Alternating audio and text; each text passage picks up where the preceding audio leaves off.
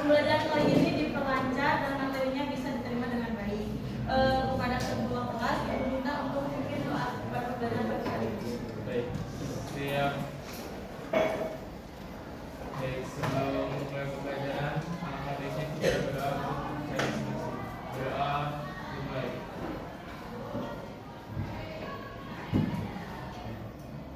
Berdoa disimpan. Terima kasih kepada ketua kelas yang sudah menjadi doanya pada tahun kali ini. Sebelum itu, Ibu absen terlebih dahulu ya.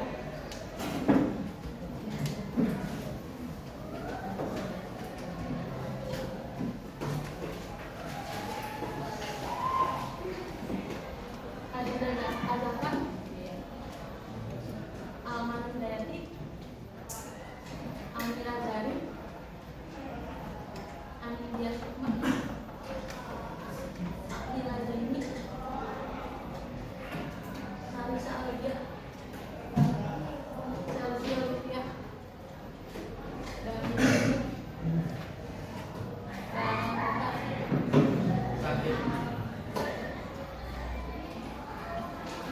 Fatan Huda,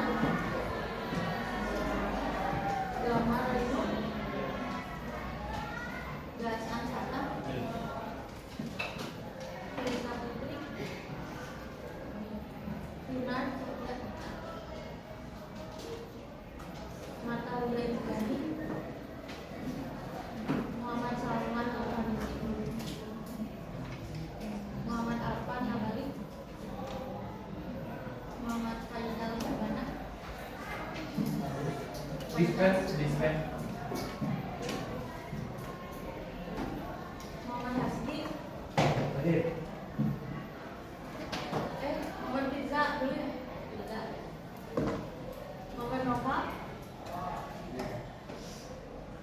Muhammad Syafiq,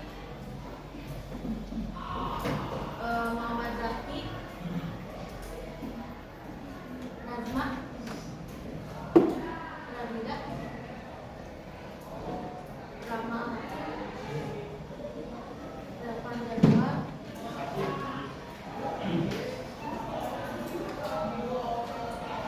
Levi, Fauzan, Hadir. Sabila Rahmani, Salwan Hamdah, Sal Markus, Alisa,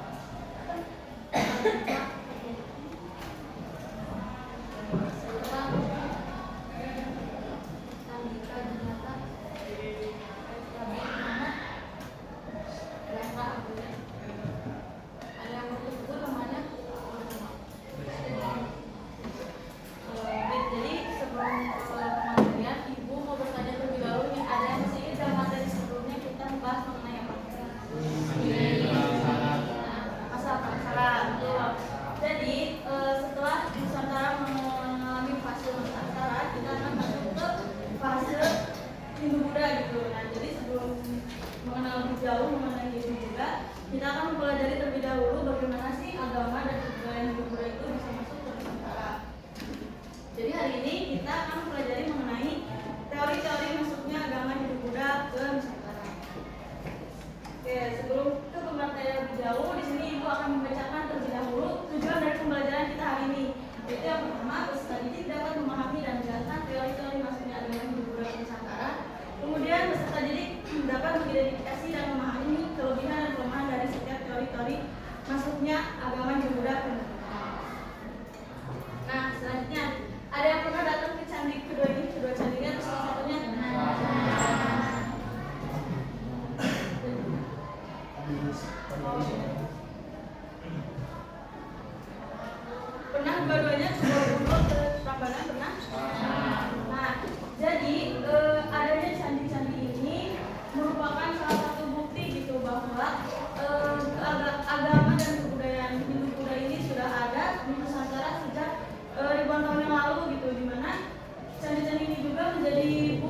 bahwa pernah ada kerajaan Hindu-Buddha di Nusantara yang pada saat itu berjaya gitu, yang membawa nama Nusantara ini terkenal di seluruh penjuru dunia pada saat itu. Kemudian, menurut kalian penting gak sih untuk mempelajari materi pagi kali ini?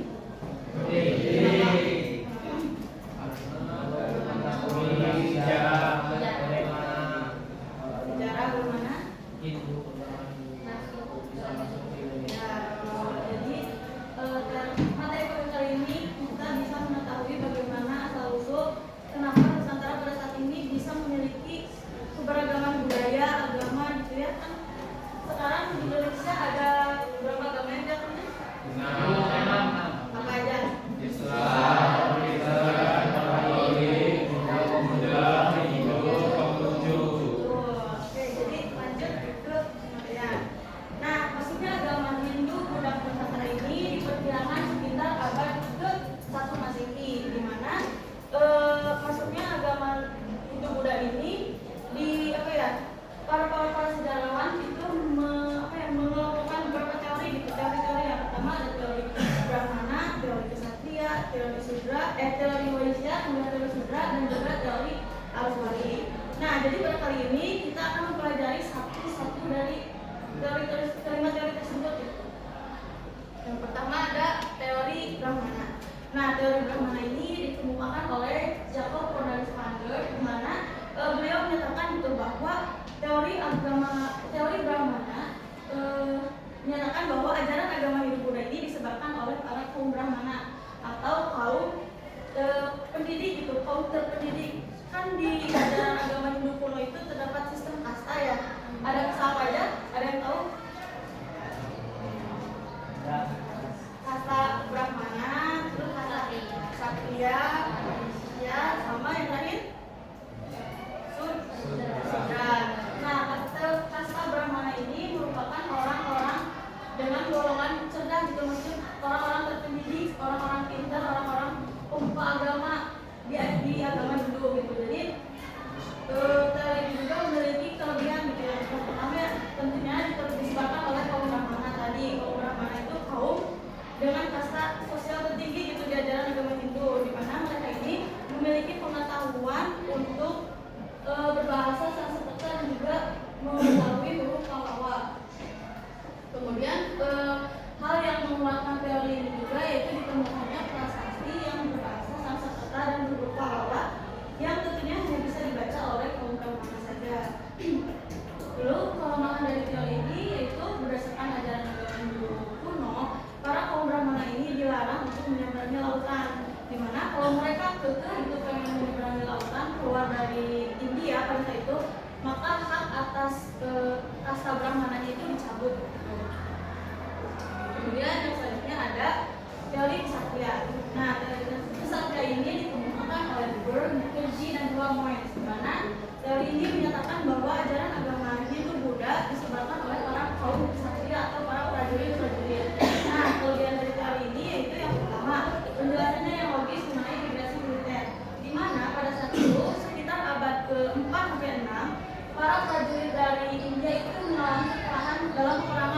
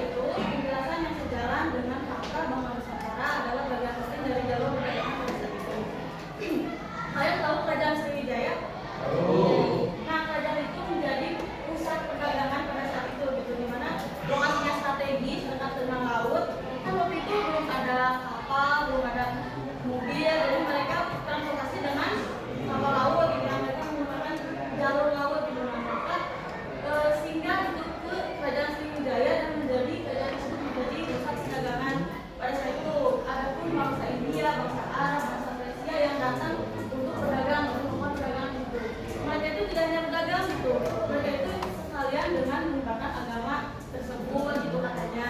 Kemudian selain itu kelebihan yang memperkuat kali ini yaitu terdapat kampung kling. Nah ini kampung kling ini ada di Medan. Kampung kling ini didirikan oleh pedagang dari India. Jadi para pedagang dari India itu mendirikan sebuah wilayah itu, sebuah desa untuk mereka menetap gitu. Soalnya kan mereka bermigrasi dari India itu nggak sebentar gitu ya. Terus ada juga kan yang istilahnya kan cilok sama warga lokal gitu ya. Terus sampai menyebarkan agama gitu. Kemudian kelemahan dari teori ini yaitu kaum Waisya dianggap tidak memiliki otoritas keagamaan yang tinggi. Maksudnya para kaum pedagang ini istilahnya kan tidak terlalu memikirkan tentang keagamaan gitu. Mereka hanya berfokus pada mencari uang dan berdagang gitu. Kemudian sama yang kayak kesatria tadi, kaum Waisya juga tidak bisa mengetahui huruf Pallawa dan juga tidak bisa berbahasa Sanskerta. Dimana kalau ajaran agama Hindu Buddha pada saat itu kitab-kitabnya ditulis itu pakai huruf Pallawa dan juga bahasa Sanskerta. Kemudian yang keempat ada teori Sudra. Nah, teori Sudra ini ditemukan oleh Van Howard, di mana teori ini menyatakan bahwa ajaran agama Hindu Buddha disebutkan oleh kaum Sudra, yaitu kaum dengan kasta terendah gitu ya di ajaran agama Hindu. Di mana kaum ini isinya itu ada buruh, pekerja ataupun budak. Nah, teori ini itu menjadi teori yang paling kontroversial gitu ya, maksudnya masih banyak ilmuwan yang tidak setuju dengan teori ini. Maksudnya masa gitu seorang budak bisa menyebarkan dan bisa mengakses istilahnya kitab-kitab suci agama Hindu gitu dengan huruf Pallawa dan juga bahasa Sanskerta yang sama sekali mereka tidak bisa dipelajari gitu. Mereka bahkan tidak ada waktu gitu untuk mempelajari hal-hal tersebut karena mereka kerjanya itu cuma menjadi pesuruh kerja kayak gitu. Kemudian yang terakhir ada teori algoritma. Nah, teori algoritma ini dilakukan oleh Bosch, di mana beliau ini menyatakan bahwa ajaran agama Hindu Buddha ini disebarluaskan oleh masyarakat Indonesia itu sendiri gitu. Gimana gitu Bu, kok bisa gitu orang Indonesia menyebarkan agama Hindu Buddha, tahu dari mana gitu mereka. Nah, dalam teori ini menyatakan bahwa orang Nusantara pada saat itu bermigrasi gitu, berangkat ke India untuk mempelajari ajaran agama Hindu Buddha di sana di tempatnya langsung. Setelah mereka mendapatkan ilmunya, mereka kembali lagi ke Nusantara dan menyebarkan ilmu yang telah didapat dari India ke masyarakat. Kemudian kelebihan dari teori ini yaitu ditemukannya setiap teori berupa sebuah prasasti, yaitu prasasti Nalanda. Prasasti Nalanda ini berisikan tentang permintaan Raja Sriwijaya, yaitu Raja Balaputra Dewa, Raja dari Kerajaan Sriwijaya, yang meminta untuk dibuatkan sebuah wihara di India gitu untuk tokoh-tokoh kiriman dari Kerajaan Sriwijaya belajar di sana. Terus kelemahan dari teori ini yaitu penduduk Nusantara yang masih sangat asing. Artinya pada saat itu penduduk Nusantara ini masih dianggap kayak belum memiliki dorongan yang kuat untuk untuk mencari ilmu tinggi itu gitu. Mereka masih istilahnya pemikirannya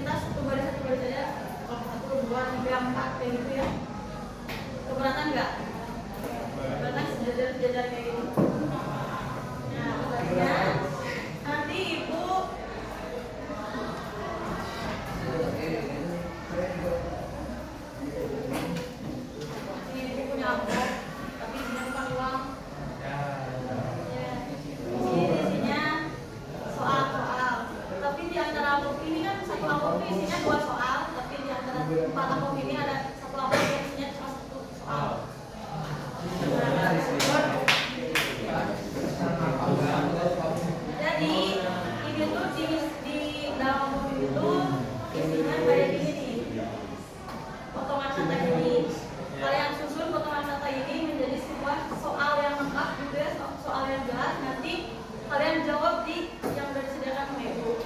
Terus setiap kelompok mempunyai satu kesempatan untuk misalnya kalian udah ruwet nih, maksudnya wajarnya nggak sesuai baik, kalian bisa ke ibu minta, aku mau pakai kesempatan itu buat minta satu soal itu apa gitu.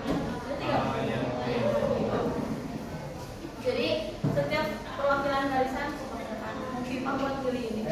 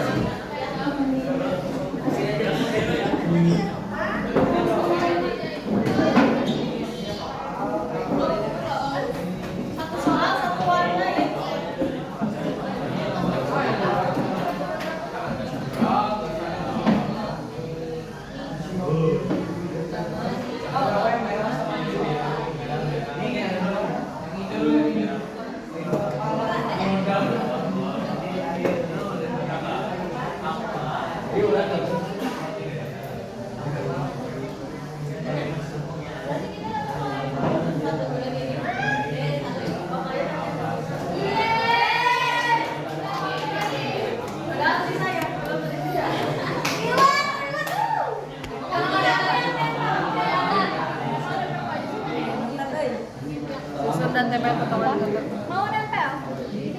Aku nulis ya. Zahra aja deh tulisan dia bagus soalnya. Ya elah. Siapa dulu ini? Adinda. Adinda lah. Adinda. Adinda, Amira, Karisa, Akila, Karisa, aku, Nami, Pak kamu. Yes. Bagaimana seni dan arsitektur?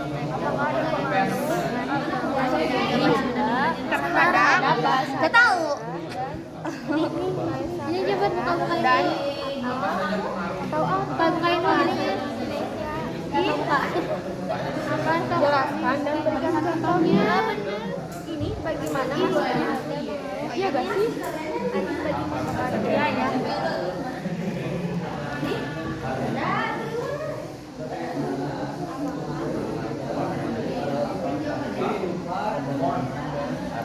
Nanti kalau sudah selesai jawabannya dipresentasikan ya. Jadi apa ininya, euy?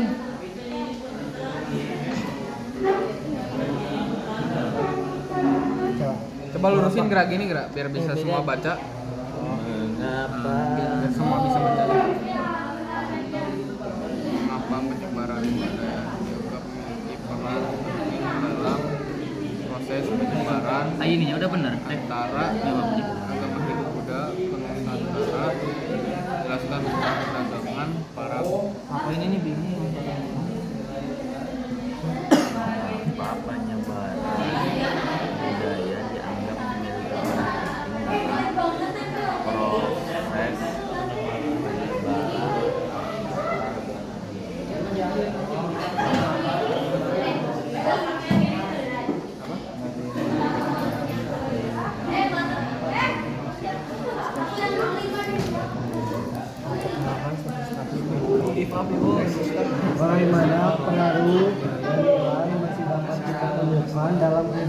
masyarakat bukan ekonomi sekarang itu bener bagaimana pengelolaan masyarakat dalam gimana gitu Indonesia itu dia ingin berlanjut juga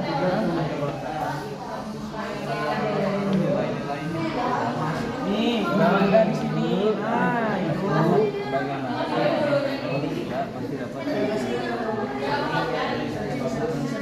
asa gak masuk kan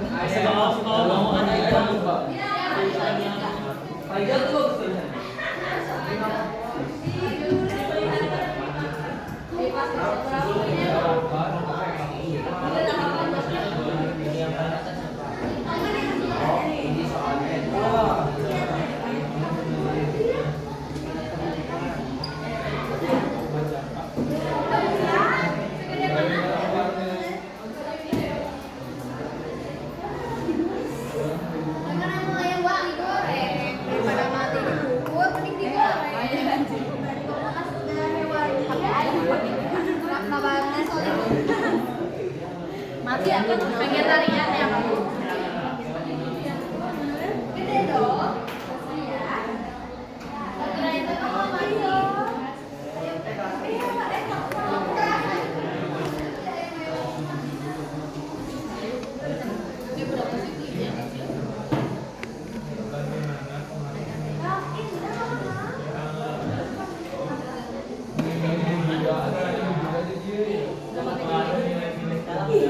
Ada nilai-nilai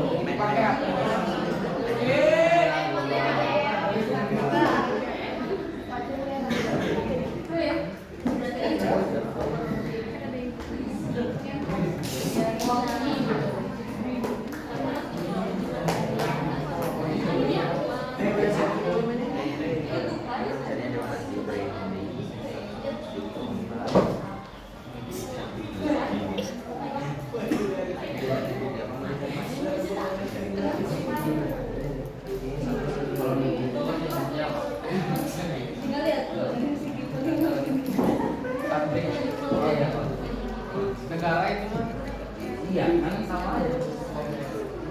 Negara Indonesia. Kalau seperti kalau rumah, kalau kabupaten, reservoir. Kalau kecamatan,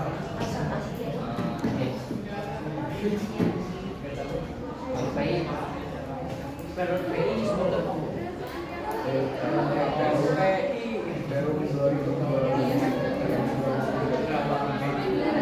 Saya baru menuju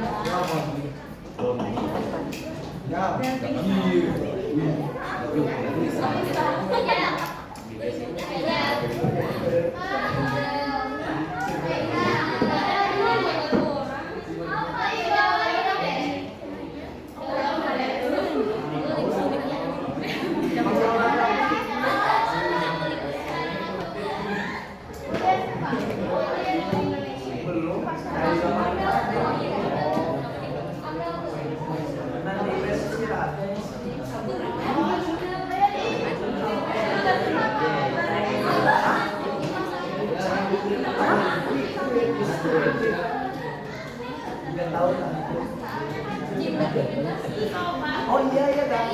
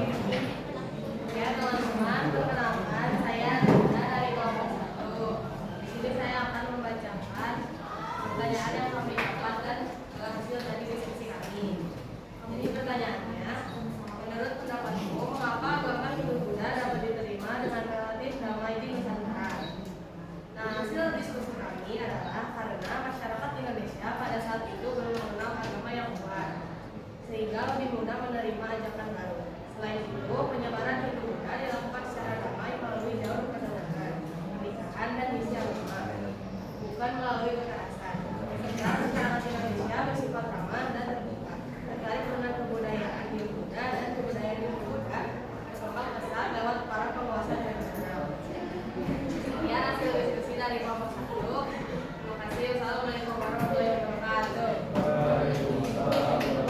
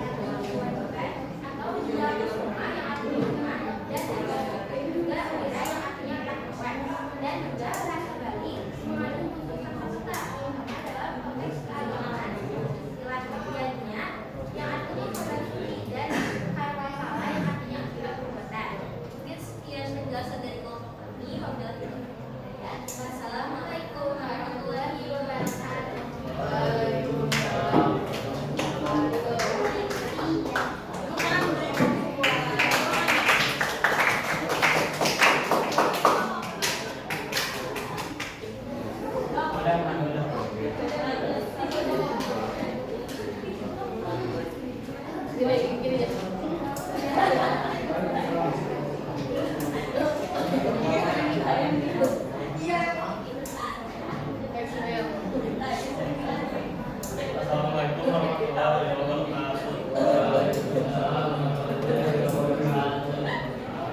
Soal yang pertama kami diskusikan adalah apa saja pengaruh perubahan yang terjadi pada sistem pemerintahan Nusantara setelah masuknya Hindu-Buddha. Nah, hasil diskusi kelompok kami, pengaruh Hindu-Buddha dapat kita lihat dari berbagai macam bangunan, karya, atau bahkan juga aktivitas yang bisa diterapkan dalam kehidupan sehari-hari. Yang pertama seperti seni bangunan atau arsitektur. Candi yang berfungsi sebagai makam merupakan candi dengan corak Hindu, dan candi yang berfungsi sebagai tempat ibadah merupakan candi dengan corak Buddha. Contohnya seperti Candi Prambanan dan Candi Borobudur. Yang kedua, seni rupa dan ukir. Selain memberikan pengaruh pada seni rupa, Hindu Buddha juga memberikan pengaruh terhadap seni ukir, patung, relief, dan aksara. Yang ketiga, seni pertunjukan. Seni pertunjukan yang mengalami perkembangan pada zaman Hindu Buddha seperti seni wayang, seni tari, dan seni musik. Yang keempat, seni sastra dan aksara. Pada awal kemunculan aksara Pallawa digunakan untuk menulis suatu hal di batu prasasti dan di karya sastra.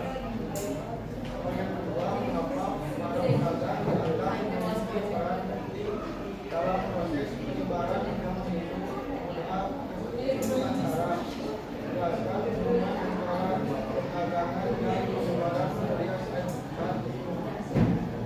karena mereka tidak hanya membawa barang dagangan tetapi juga memperkenalkan budaya agama dan kebiasaan dari negeri asal mereka. Hubungan antara perdagangan dan penyebaran budaya saat itu sangat erat karena pelabuhan dan pusat perdagangan menjadi tempat semua berbagai bangsa yang kemungkinan agama Hindu berusaha menyebar secara luas di Nusantara. Sekian dari kelompok kami. Wassalamualaikum warahmatullahi wabarakatuh.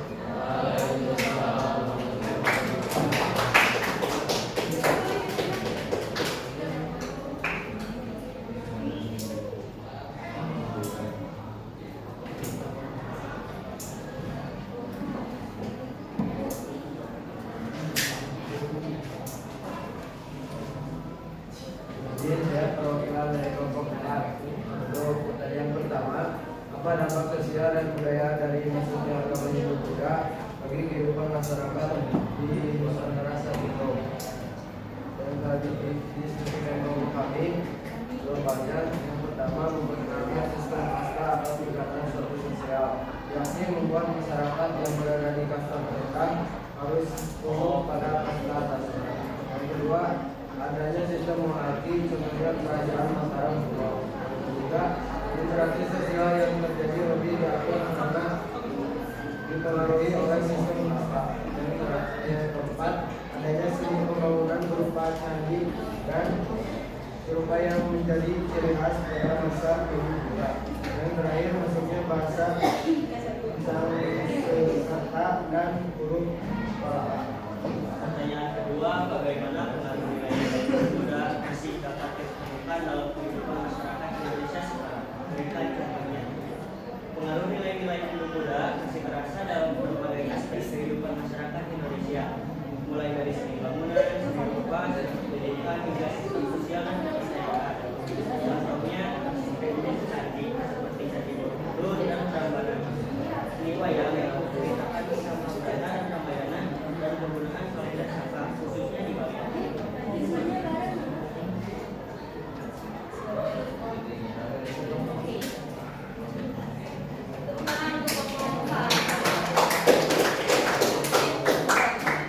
Kelompok udah menjawab pertanyaan dan menyusun pertanyaan dengan sangat baik ya, tanpa ada kelompok yang mengklaim kesempatannya gitu untuk soal. Tangan dulu kalian semangat. Hasil dari diskusi kalian juga udah sangat mencakup apa ya, udah terjawab ini hal-hal dari ibu, udah sangat detail, sangat rinci diberi contohnya, dan juga pengertiannya udah sangat jelas gitu ya. Terus untuk sekarang dari keseluruhan pelajaran hari ini ada yang ingin ditanyakan kepada ibu? Gak ada, cukup jelas.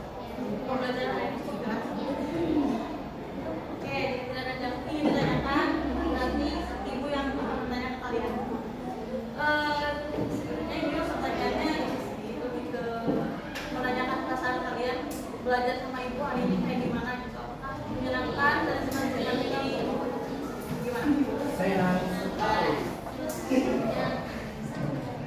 Terus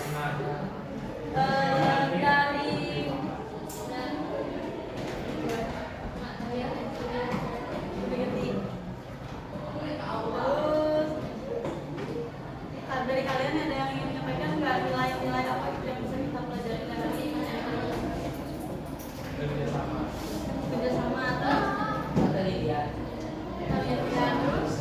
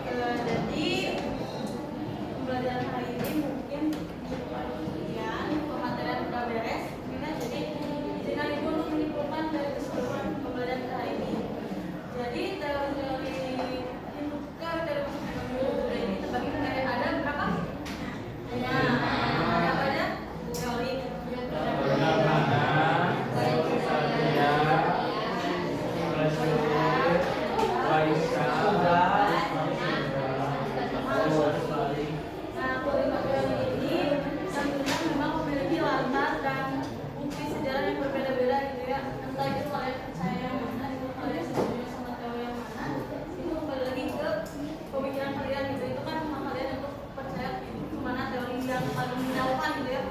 Terus juga dengan pembelajaran hari ini, berharap kalian